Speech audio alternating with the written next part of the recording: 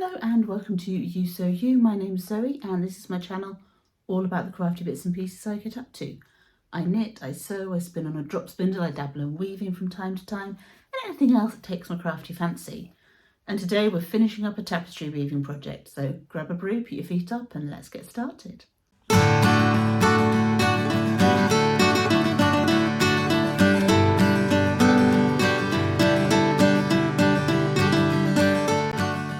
Welcome back to any returning viewers, and to any new viewers, a very warm welcome to you. As mentioned at the opening to this video, we're finishing up a tapestry weaving project, which I've been working on for quite a while now.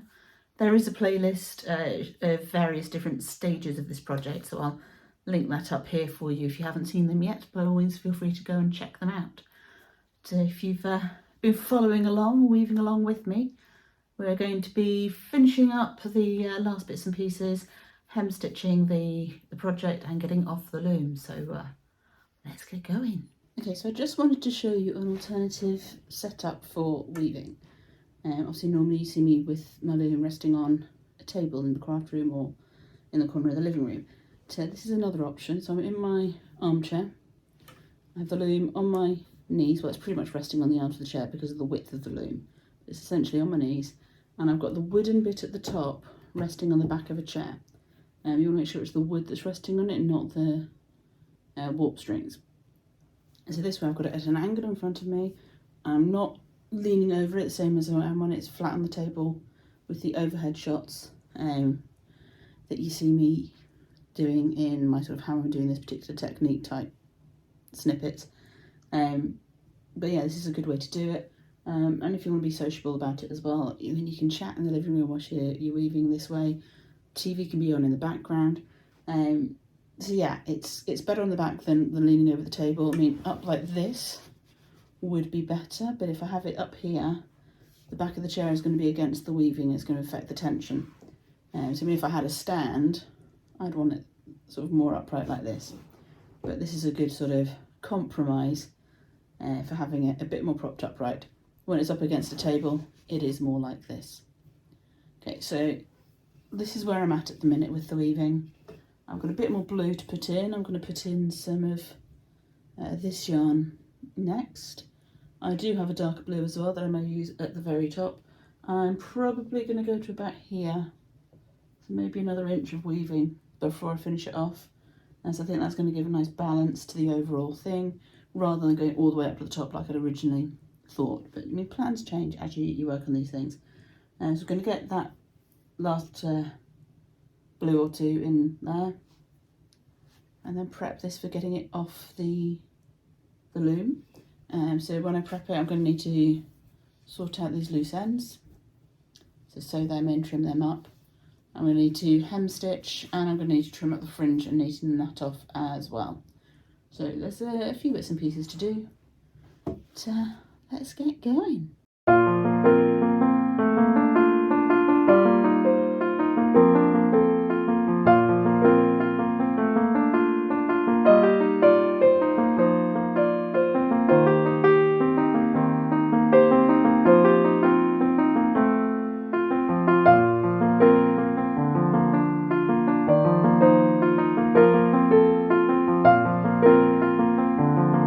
Okay, so I've got my sky done now. I mean, there's still plenty of warp there. I could do more if I wanted to, but I think the balance is pretty good.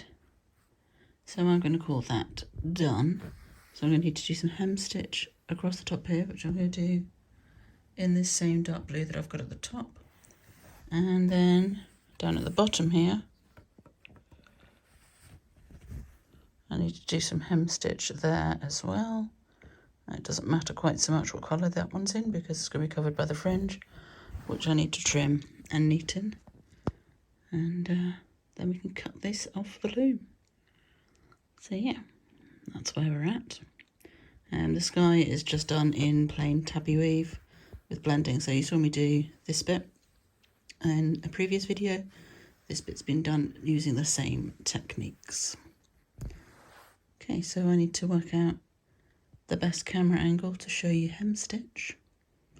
Okay, so for hem stitch, I've threaded up my weft yarn onto one of these bendy needles. I find that helps when I'm putting the stitch in. The yarn is about 3 times the width of the weaving. Now I'm just going to make sure I secure this end warp. I've got an even number of warps, so I'm going to do bundles of 4. So because my weft thread is behind this first warp, I'm going to come in front of it and then under the next 3. No, you don't need to do that if the weft thread is over the top. You can just go behind all 4. So we go behind, across the front, and we're going to come out 3 picks down.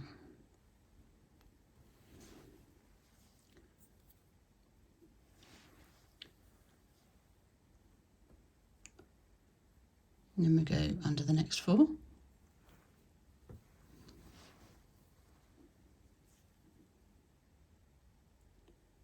And come out, wrap around across the front, come out 3 picks down. And we see we're bundling together these warp threads. So behind 4, across the front, round the back, come out 3 picks down. And I am going to do this all the way across. Then I will rethread my needle and do the same at the other end of the weaving. Before I cut my weaving off the loom. So the point of this is to help stabilise things and to keep your weft in place once you're off the loom.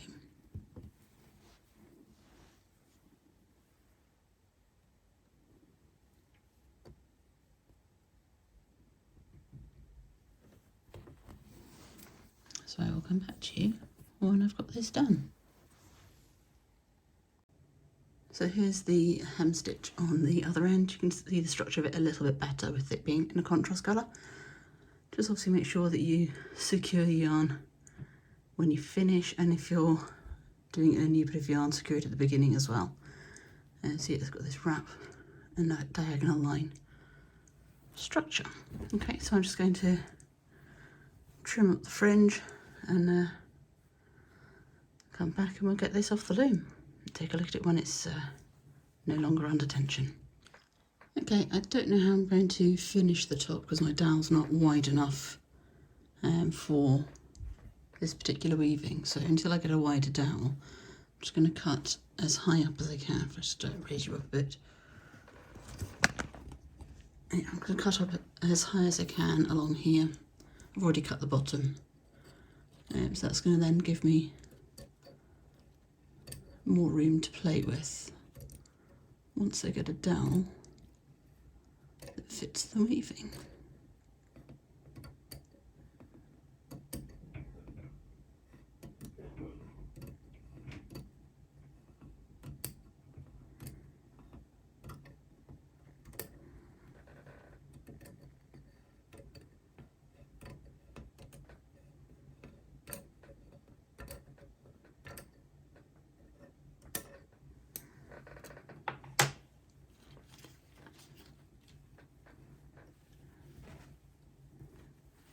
And it's free. Okay, so here is the finished off the loom piece of weaving. So we have a nice bit of fringing at the bottom, hills and sunsetty sky. There are still some clear areas with tension issues. Around here in particular is a bit funky, and the top is narrower than the bottom. As I have said before, I am a beginner weaver. I am learning myself at the moment. So there will be tension issues from time to time, but they aren't as bad as they looked on the loom. I don't know if I'll do a sort of blocking type thing on it, see if I can calm down this bit in particular. But I don't think once it's actually on a dowel and hanging up, it would be too much of a problem. I don't currently have doweling that's wider than this weaving, so I have left these warp threads long. When I do get something suitable to hang it off, I will tie it on with those bits of warp. I also need to tidy up these bits of warp, particularly at either end, so they don't show through the fringe.